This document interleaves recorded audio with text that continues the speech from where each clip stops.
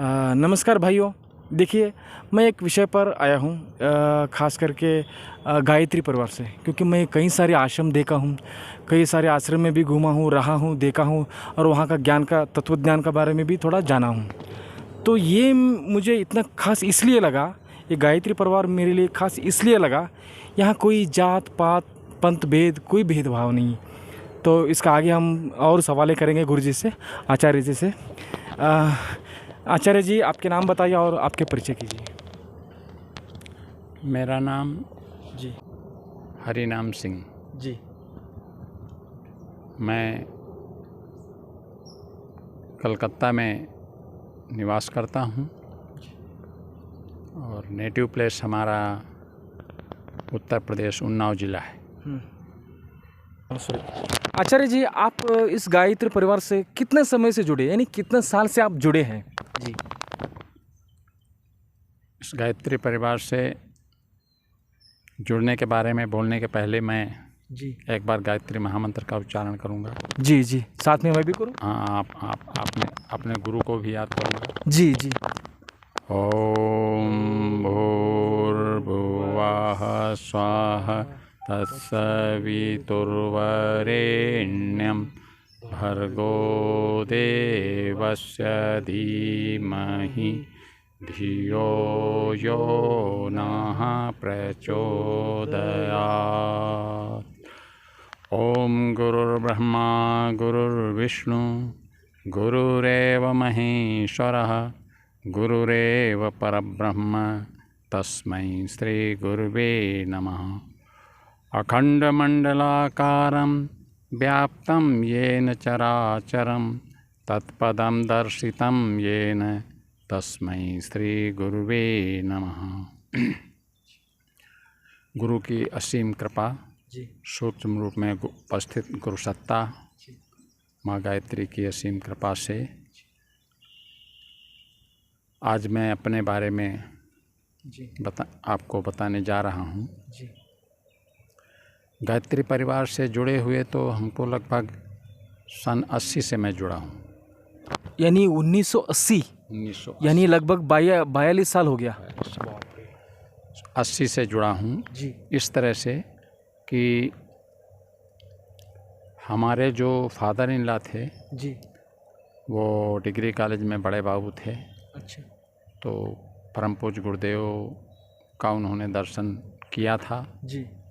अच्छा, तो वो गुरु जी का दर्शन? हाँ अच्छा किया था। जी तो उनको वहाँ से प्रेरणा मिली, तो वो उनके साहित्य को अखंड जो पत्रिका निकलती है उसको स्वाध्याय करते थे। जी और हमारी पत्नी भी जी। वहीं से कक्षा 7 से स्वाध्याय करने लगी। बहुत बढ़िया। और उसी हमारी जो पत्नी है जी जिसका रमा देवी नाम है, जी वो भी अखंड ज्योत पढ़ती थी कक्षा 7 से। जी जब मेरा विवाह हुआ, जी विवाह के बाद जी। मुझको उसी से प्रेरणा मिली। अच्छा, बहुत बढ़िया। पत्नी से प्रेरणा मिली। उसने अखंड ज्योत के बारे में बताया, जी गुरुदेव के बारे में जी समय समय पर उसने उनके दृष्टांत सुनाए अखंड ज्योत के। जी और वहीं से मुझे प्रेरणा मिली जी कि ऐसे महान शक्ति से तो दर्शन करना चाहिए। जी। तो उसी प्रेरणा से मैं, चूँकि मेरा व्यवसाय कलकत्ता में है, जी जीविका जी भी, यानी जीविका हमारी जीविकोपार्जन, मतलब क्या होता है? कलकत्ता मतलब हमारी क्या व्यवहार होता है? जीविका मतलब यह है हमारी जो रोज़मर्रा है, जो भी, जैसे किसी की जीविका नौकरी है, किसी का जीविका बिजनेस है, किसी जी का जी जी। उसको जीविका कहते हैं। जीविका, जीविकोपार्जन अच्छा बिजनेस से। जीवनोपाय। हाँ, जीवनोपाय, ठीक। तो वो हम्म, हमारा परिवार बहुत दिन से वहाँ कलकत्ता में कर रहा था। जी मैं भी जी उसी प्रेरणा से वहाँ पर गया विवाह के बाद। जी उसके बाद फिर हम संयोग से, एक हमारे मित्र हैं जी श्री शिव प्रताप सिंह जी, जी उनके द्वारा, उनके माध्यम से मैं शांत कुंज हरिद्वार गया। अच्छा परम पूज्य गुरुदेव का दर्शन का लाभ मिला। अच्छा। और ये आप सारे सत्र किए होंगे शायद? सत्र हमने 9 दिवसीय सत्र किया है। जी जी। उसके अलावा काफ़ी दिनों के बाद एक संयोग पड़ा तो हमने पितृपक्ष वहीं मनाया। अच्छा जी। पितृपक्ष की सारे क्रम 15 दिन 16 दिन चलता है। अच्छा, वहीं यानी अभी पितृपक्ष जो कार्य चलता है, हाँ। यानी अभी उपनयन का जो कार्य होता है। नहीं, और सारे संस्कार होते हैं मगर जी, पितृपक्ष जो है हाँ। वर्ष में एक बार ही होता है। अच्छा, आपके 12 साल में 12 महीने में एक ही बार होता है। पितृपक्ष आता है 15 दिन का। जी जी। ये नवरात्र के पहले। अच्छा, हाँ हाँ जी जी जी हाँ, तो बिल्कुल, उसमें बिल्कुल। पितरों का जो है श्राद्ध संस्कार होता श्राद्ध है। संस्कार तो होता नित्य चलता है क्रम वो। अच्छा, तो शांति कुंज में नित्य वहाँ तो हर समय एकदम निःशुल्क कराया जाता है। मगर जो 15 दिन चलता है जी। वो सामूहिक चलता है। उसमें कम से कम 400-500 लोग एक साथ बैठ करके अच्छा, तर्पण करते हैं। निःशुल्क होता है ना ये सारे? हाँ, निःशुल्क नित्य कराते हैं। जी। पितृपक्ष में कभी भी आप जाएंगे जी। तो आप देख करके एकदम भाव विभल हो जाएंगे। जी। इतना अच्छा उसके बारे में पूरा बताया जाता है, वैज्ञानिक स्वरूप बताया जाता है कि श्राद्ध का मतलब होता है श्रद्धा। हम्म। हम अपनी श्रद्धा दें। जी हमें वस्तु हमारे पितर जो हैं जी। वो जैसे देवता रहते हैं सूक्ष्म रूप से, वैसे पितर भी हमारे रहते हैं। तो अच्छा। गुरुदेव ने किताब लिखी है पितर हमारे सहायक। जी जी। मतलब पितर हमारे सबसे बड़े सहयोगी होते हैं। अच्छा। देवता तो सारे विश्व के जिम्मेदारी होती है जी। मगर पितर हमारे लिए ही होते हैं। इसलिए सबसे ज़्यादा लाभ हमें पितरों से मिलता है। इसीलिए श्राद्ध का ये पितर पक्ष बनाया गया। जी और श्राद्ध जो है उसका श्राद्ध संस्कार का मतलब ही है श्रद्धा देना। जी। तो आप कितनी श्रद्धा दे सकते हैं। तो इस बारे में बहुत महत्वपूर्ण ये है कि गुरुदेव ने कहा है कि हम और कुछ करें न करेंगे। ये तो कर्मकांड है, जो पिंडदान करना है, तर्पण करना है, ये कर्मकांड है। मगर इसके पीछे सूक्ष्म ताकत क्या है? तो उसके लिए गुरुदेव ने बताया कि आप जप करें और जप उनको समर्पित कर दें। अच्छा। इससे बढ़िया और श्रद्धा कुछ नहीं हो सकती। जी, ये जप बोला आपने, कोई जप भी कौन सा जप? गायत्री महामंत्र का गायत्री महामंत्री श्रेष्ठ माना जाता है। श्रेष्ठ, सर्वश्रेष्ठ। जी जी। और मैंने सुना है कि गायत्री पीठ में ये सारी संस्कारों का यानी सत्र के तौर से ट्रेनिंग दिया जाता है, ऐसा क्या? उसमें भी कोई भी जा सकते, कोई जात पात की कोई भेद है उसमें? नहीं, वहाँ पर हमारे मिशन में, हमारे केंद्र में गुरुदेव ने जो सारा जीवन अपना लगाया जी 80 वर्ष का, जी। वो सिर्फ उन्होंने 600 करोड़ के लिए किया। बाप रे। पूरे विश्व मानवता के लिए उनका अभियान था। न भारत के लिए, न एशिया के लिए, पूरे विश्व मानवता के लिए उनका अभियान था। बहुत मानव मात्र के लिए जी। पीड़ा पतन पाप निवारण के लिए अभियान चलाया। हम लोगों को यही कहा कि बेटा सबकी पीड़ा का हरण करना है। अच्छा। सबके पतन न हो इसलिए उनको याद दिलाना है। इससे उन्होंने कहा कि मनुष्य जो है भटका हुआ देवता है। क्यों भटका हुआ है? क्योंकि ऐसे भी आप समझ लीजिए जी जी। भटका हुआ देवता इसलिए है जी कि हमारे अंदर देवत्व तो है मगर हम उसको भूल गए। हाँ। इसलिए हम भटक गए। तो गुरुदेव ने देवत्व जगाने का अभियान चलाया। अच्छा। भाव संवेदना जगाने की, प्राणी के प्रति संवेदना का एक जिम्मेदारी है। ईश्वर अंश जीव अविनाशी कहते हैं ना। तो इसका मतलब ये है हर मनुष्य में, हर प्राणी में, जी जीवधारी में, कीड़े मकोड़े तक में जो है ईश्वर रहता है। तो हमें ईश्वर प्राणी मात्र से, जीव मात्र से हमें प्रेम करना चाहिए और उसके पीड़ा पाप पतन निवारण के लिए हमें भरसक प्रयास करना चाहिए। हमारे जीवन का सबसे बड़ा उद्देश्य यही। परम पूज्य गुरुदेव ने स्वयं ये बात कही है कि हमें कुछ नहीं चाहिए, न पुनर्जन्म चाहिए, न हमें मोक्ष चाहिए, न हमें धन चाहिए, न हमें कुछ नहीं चाहिए। हमें बार बार मानव मात्र की सेवा करने के लिए हमें अगर अवसर मिले परमात्मा से तो हमें जन्म चाहिए मानव मात्र, इसलिए कि हम मानव की सेवा कर सकें, सेवा करें। अच्छा, ये लक्ष्य था। भाइयों देखिए, ये जो मैं शांति कुंज गया था लगभग 4-5 साल पहले गया हूँ, मैं देखा भी हूँ और मैं वहाँ रहा भी हूँ। और मैं 2-3 दिन रहा। 3 दिन रहा, 1 रुपया भी शुल्क नहीं दिया मैंने, निःशुल्क है। मैं सारे हरिद्वार में इतना आश्रम है तो कम से कम 500 से 700 या 800 तक हो सकते हैं शायद, लगभग, मुझे इतना जानकारी नहीं है, मगर फिर भी उतना आश्रम है। मगर उतना आश्रम में निःशुल्क जो रहना, खाना पीना, रहना, सब कुछ मुफ्त में दिया गया। सिर्फ इतना ही नहीं, आचार्य जी के कहने के अनुसार जो ये श्रद्धा कार्य जो करते वो भी निःशुल्क है ना जी? वहाँ पर जी। जो 12 संस्कार करवाए जाते हैं, अच्छा जी। किसी भी जात का व्यक्ति जाए वहाँ पर जी। 12 संस्कार निःशुल्क होते हैं। अरे बाप रे। और उन संस्कारों के पुनर्जागरण के लिए ही परम पूज्य गुरुदेव ने ये अभियान चलाया कि संस्कारों का पुनर्जन्म हो जाएगा जिस दिन। स्वामी विवेकानंद ने भी कहीं कहा है जी कि जिस दिन भारत में संस्कारों का पुनर्जागरण हो जाएगा जी। उस दिन भारत एक अभेद्य शक्ति हो जाएगा विश्व की। अच्छा। क्योंकि हमारे अंदर जो है, जो ताकत है वो सोई पड़ी है। हमारे अंदर जो मानवता है, मानवता की जो शक्ति है, सेवा शक्ति है, और वो इस तरह की जो हमारी दूसरे के हित में हैं, दूसरे के हित में कार्य करने की जो हमारे अंदर प्रेरणा है वो छुपी पड़ी हुई है, दबी पड़ी हुई हैं। हम लोग भटक गए हैं। तो गुरुदेव ने भाव संवेदना, एक दूसरे प्राणी के प्रति भाव संवेदना, उसको दुख है तो हमें दुख होना चाहिए। वो जब तक दुखी है तब तक हमें सुख नहीं महसूस करना चाहिए। ऐसा भाव जगाते हुए बहुत बड़ी बात आपने कही है, बहुत बड़ी महत्वपूर्ण है। देखिए भाइयों और देवी और सज्जनों, देखिए इतना महत्वपूर्ण है। मैं चाहता हूँ अगर आपसे गायत्री परिवार से जुड़ना है तो कैसे, क्या क्या क्या क्या साधना करना पड़ता है? और साधना तो हो गई है, और एक बात, और दूसरी बात, कोई चाहते हैं तो मैं भी इसके ये जो क्या संस्कार, जो कार्य जो बताए ना आपने 12 जो संस्कार, उस कार्य को मैं सीखना चाहता हूँ। क्या इसके कैसे जुड़ सकते हैं, क्या कर सकते हैं, किससे मिल सकते हैं? इसके लिए संस्कारों को जानना हो या गायत्री के बारे में जानना हो जी, तो ये बहुत सरल है जी।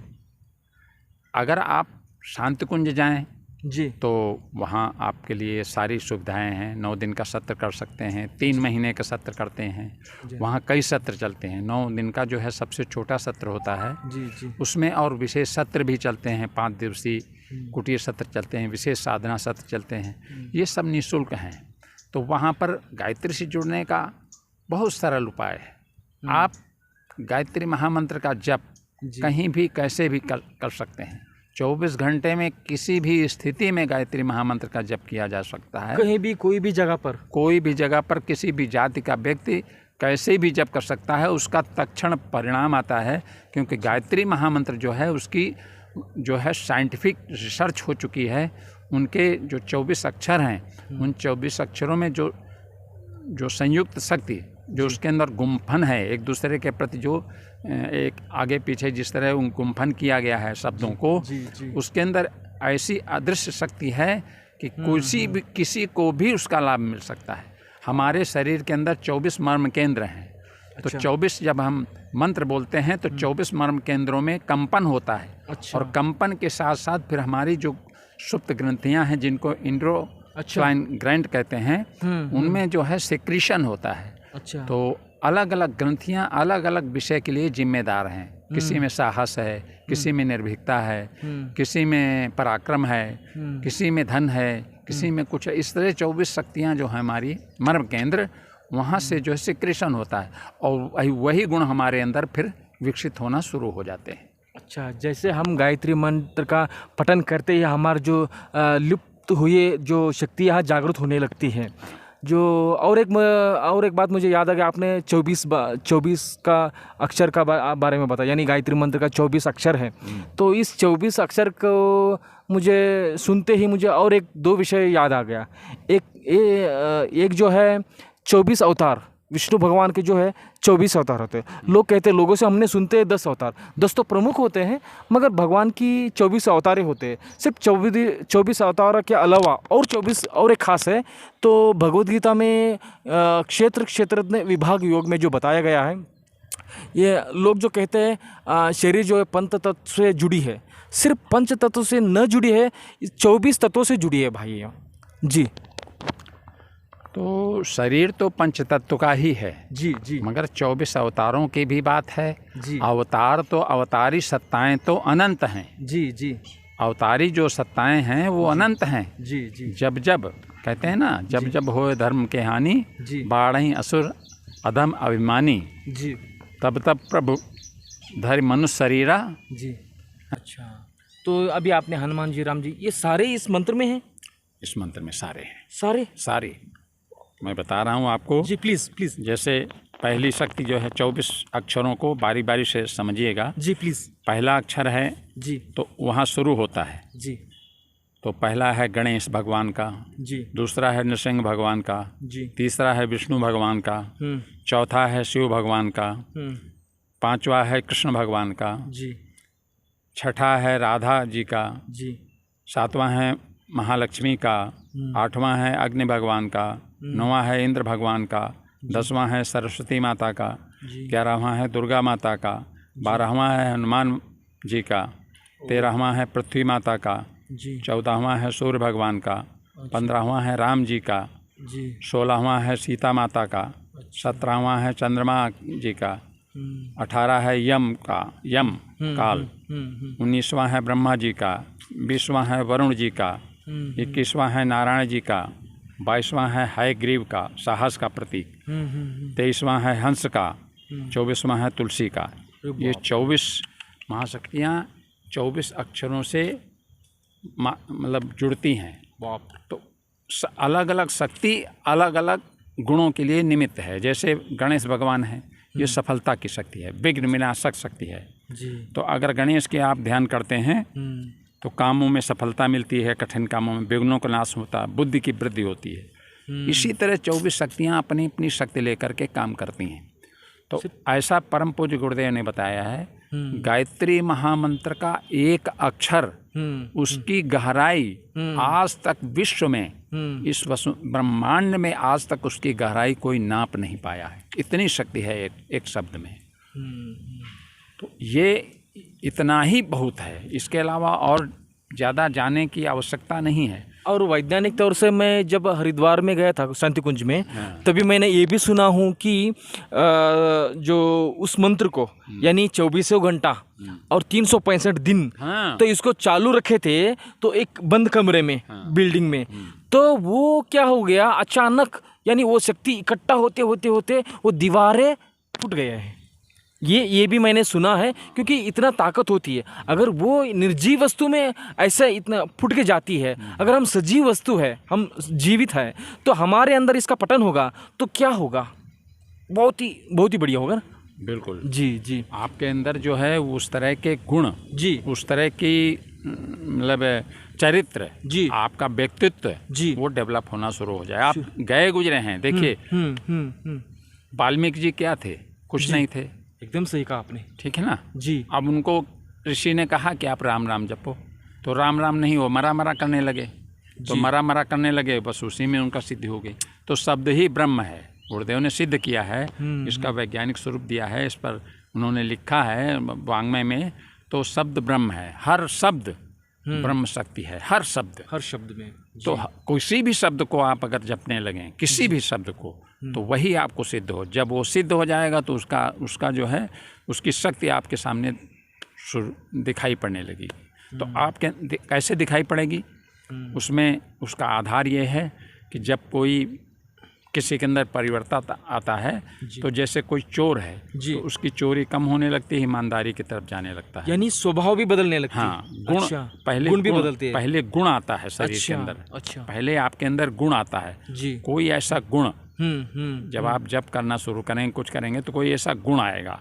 आपको जो है बुराइयां खराब लगने लगेंगी, यानी सात्विक भाव, अच्छे लोगों से मिलने की इच्छा होगी। अच्छा। और एक चुंबकत्व तो आपके अंदर पैदा होगा। तो जो आपसे दूर रहते थे वो फिर आपसे मिलने की कोशिश करेंगे। जिनसे जो आपसे बात करना नहीं चाहते थे, उनकी इच्छा होगी पहले कि हम आपसे बात करें। तो पहले जब आप गुण बढ़ेगा, तो जब आपके अंदर ईमानदारी बढ़ गई, मान लिया कोई चोर है, उसके अंदर ईमानदारी की स्वभाव आ गया थोड़ा सा, तो वो धीरे धीरे ईमानदारी की तरफ बढ़ेगा। तो ईमानदारी जब आएगी तो ईमानदारी तो गुण है, मगर उसको प्रकट कैसे करेंगे? कर्म के द्वारा। तो फिर आप ईमानदारी वाले कामों में लिप्त होना शुरू हो जाएंगे धीरे धीरे। ईमानदारी व्यवहार में आने लगी। तो पहले गुण, फिर उसके बाद कर्म। मतलब जैसा गुण आता है वैसा आदमी कर्म करने लगता है। जब कर्म करने लगता है तो फिर उसके बाद वही स्वभाव बन जाता है। अच्छा, जैसे आपने सुबह उठ करके 4 बजे उठने लगे, अब बराबर उठ रहे हैं जी, 3 महीने, 4 महीने, 6 महीने, धीरे धीरे आपका जो है स्वभाव हो गया। अच्छा, पहले तो गुण आएगा कि ब्रह्म मुहूर्त में उठना चाहिए। पहले तो आपके अंदर सोच आएगी, गुण आएगा। कहीं से भी प्रेरणा मिली तो एक गुण आया कि हमको ब्रह्म मुहूर्त में उठना चाहिए। हम अपने पिताजी को मान ली देख रहे हैं या किसी को हम देख रहे हैं, कोई हमारे पड़ोस में है, उस 4 बजे उठता है, ऐसे करता है, और हम 8 बजे उठते हैं, ठीक नहीं है। तो गुण आपके अंदर सोच आई, गुण सोच है हमारे अंदर, लक्षण जिसको कहते हैं। अच्छा। अब वो क्या हुआ, उसको आप जब व्यवहार में जब आप करना शुरू कर दिए, सुबह उठना शुरू कर दिए, तो आपको लाभ मिलना शुरू हो गया। जब आपको लाभ मिलने लगा तो आपके वो स्वभाव में आ गया कि अरे ये तो अच्छी चीज़ है, इसको तो करना चाहिए लगातार। तब वो जो है स्वभाव में आ गया, तो आप जो है उसी तरह आप भी ब्रह्म मुहूर्त में उठने लगे, उसका लाभ मिलने लगा आपको। जो ब्रह्म मुहूर्त के स्वास्थ्य के, मन के, शरीर के, हर तरह के, समाज के, तमाम तरह के जो है, क्योंकि ब्रह्म मुहूर्त में वाइब्रेशन इस तरह के होते हैं, ऋषियों के वाइब्रेशन चलते हैं पूरे विश्व में, ब्रह्मांड में। अच्छा, कितने बजे से? यानी 4 बजे? हाँ, 3 बजे से चलते हैं, मगर 4 बजे सफिशिएंट है। सफिशिएंट है। अच्छा। तो अब आप जब आंख बंद करके बैठेंगे, लंबी सांस लेना शुरू करेंगे और उच्च चिंतन की तरफ ध्यान जाएगा। क्योंकि आप गायत्री महामंत्र कर रहे हैं तो आपका ध्यान उसी तरह जाएगा, उसी तरह गुणों की तरफ जाएगा। तो जब जाएगा तो आप ऋषि मुनि, रामायण की कथाएं, महाभारत की दृष्टांत, मतलब उच्च विचारों में आपका मन जाने लगेगा, यानी भाव सात्विक होने लगेंगे। सात्विक होने लगेगा जी। तो फिर उस तरह के आएंगे तो उस तरह के वाइब्रेशन आप खींचेंगे, क्योंकि अंतरिक्ष में तो सब कुछ भरा हुआ है। आप जैसा सोचेंगे वैसा आएगा। तो गायत्री महामंत्र जो है ये गुरुदेव ने क्यों लिया?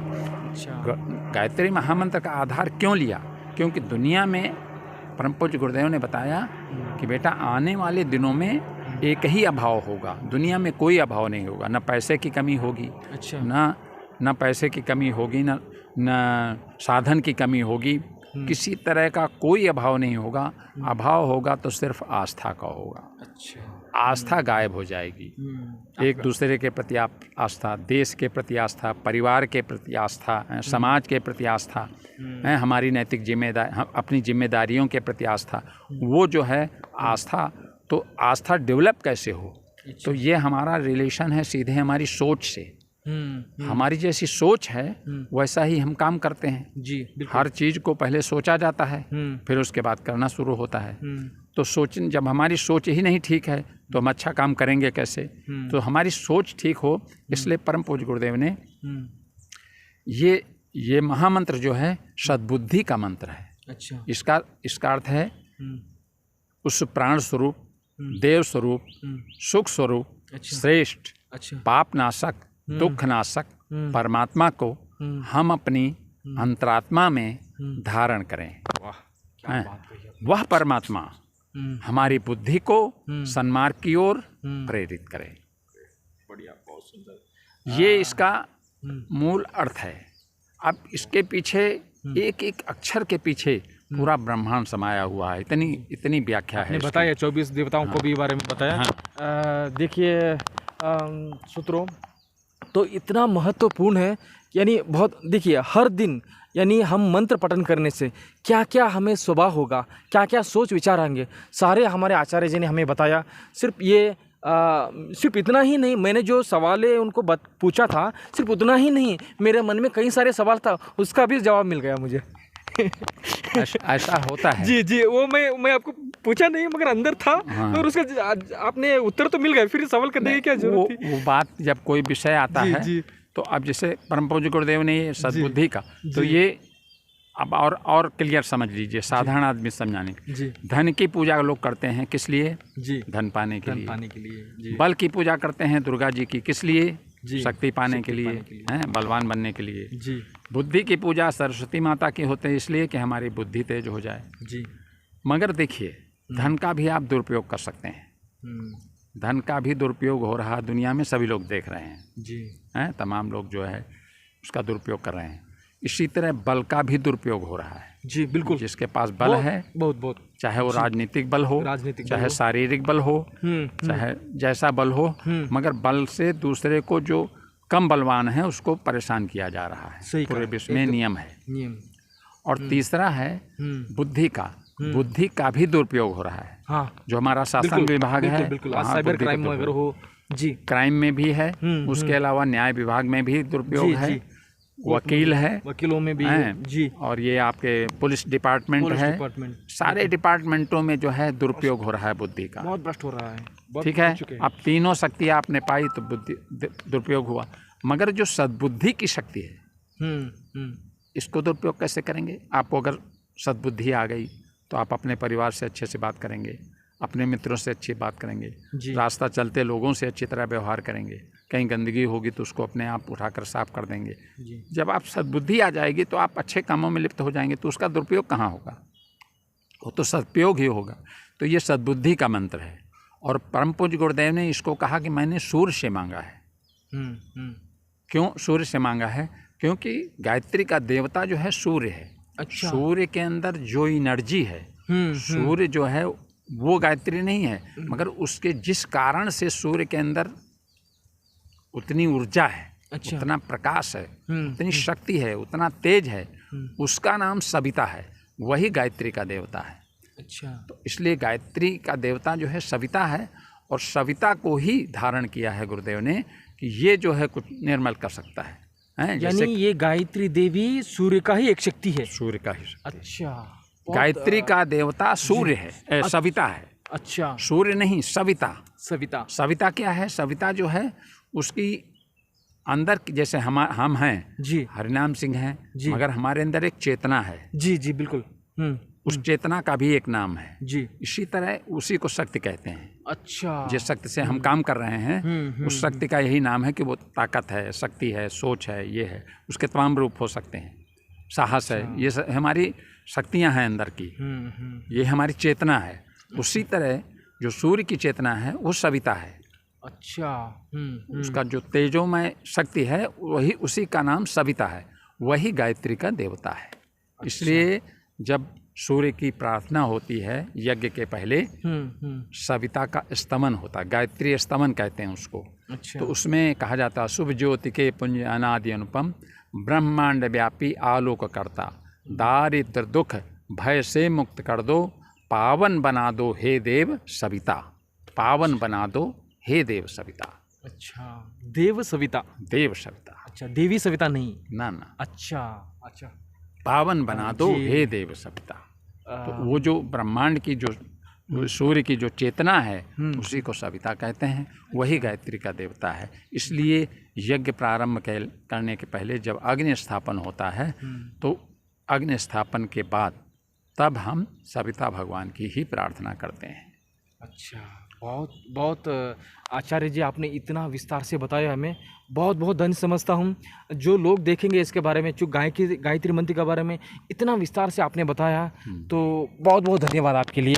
बहुत जी, आपका चरण स्पर्श करना चाहता हूँ। जी नहीं, क्योंकि ये तो बनता है कि आप जो ये हम लोग अब ये मानते ही नहीं कि ये शरीर किसी का है। हम तो ये मानते हैं ये गुरु का शरीर है। जो काम करते हैं वो गुरु का है, जो सोच रखते हैं वो गुरु की है।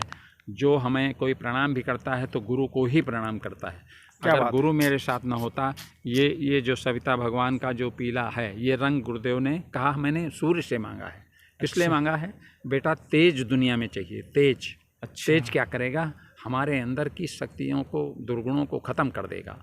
हमारे अंदर के जो है खराब सोच को ख़त्म कर देगा उस तेज से। इसलिए वो सविता तेज का ध्यान किया जाता है और उसी का ध्यान किया जाता है। गायत्री महामंत्र में सबसे ज़्यादा ताकतवर है कि आप उगते हुए स्वर्णिम सूर्योदय का ध्यान करें। अच्छा, स्वर्णिम सूर्योदय उसी का, यानी ब्राह्मी मुहूर्त, ब्रह्म मुहूर्त और अभिजीत मुहूर्त।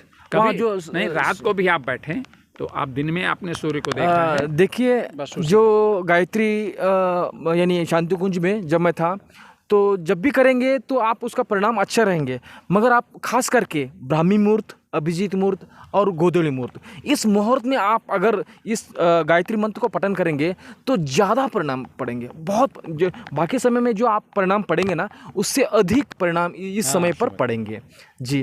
और एक खास बात कहा इन्होंने, जो भी हमें नमस्कार करें वो नमस्कार मेरे लिए नहीं, गुरु जी के लिए। क्या बात कही है। तो ये जो सोच विचार जो आजकल जो गुरु लोगों में आ गएंगे, कई सारे जो आश्रम में रहते हैं, तो वो सारे, क्षमा करें मैं उसके बारे में बोलना गलत है सही है मुझे नहीं पता, मगर मन में आ गए जो बोल दिया। क्योंकि हम जो देखते हैं आजकल, मैं तो इतना बता रहा हूँ, लोग तो उसका इतना ही निंदा कर रहे हैं। कृपया करके किसी का निंदा न करें, क्योंकि निंदा करने से उसका कुछ नहीं होगा, हमारा ही हानि होगा। किसी को निंदा न करें बस। किसका देखिए, हर आदमी के अंदर प्लस भी होगा और माइनस भी होगा। अगर हम माइनस के बारे में बताने जाएंगे, हम खुद माइनस होते जाएंगे। अगर उस आदमी के अंदर जो प्लस है, प्लस के बारे में हम बताते जाएंगे तो हमारा भी प्लस होगा। कृपया करके किसी का निंदा न करें। तो अगर हो सके तो मुझसे गलती हो क्षमा करें, ठीक है जी।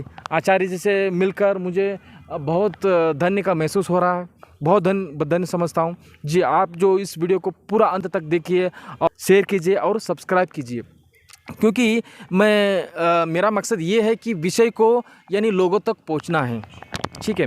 तो ये जो विषय जो है सनातन धर्म के जो ज्ञान है, इतना आनंद भरित है और अनंतपूर्ण है।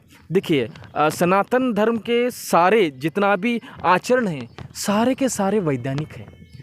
अभी देखिए, यहाँ जो शांति कुंज में एक लैबोरेटरी भी है, वहाँ भी शोध भी किया जाता है। सारे संस्कार का आप अगर आप चाहेंगे, मैं कोई जिज्ञासु है, मैं जानना चाहता हूँ ये क्या होता है, कैसे होता है, अगर ऐसा कोई बंदा हो तो आप लोग तो जरूर, यानी हाँ, ब्रह्मवर्चस्व शोध संस्थान, ब्रह्मवर्चस्व शोध संस्थान है जी, ब्रह्मवर्चस्व शोध संस्थान है। वहाँ पर आपको सारे जो आपका कोई भी हाँ, आपका जो भी सवाल के यानी आचरण का जो अगर ज्ञान समझना चाहते हो, उसका विवरण जानना चाहते हो, तो वहाँ पे आप जाइए। तो या फिर आप वेबसाइट में भी आप शांति कुंज टाइप करें, शांति कुंज हरिद्वार गायत्री परिवार के जो वेबसाइट से भी आप जान सकते हैं जी जी जी।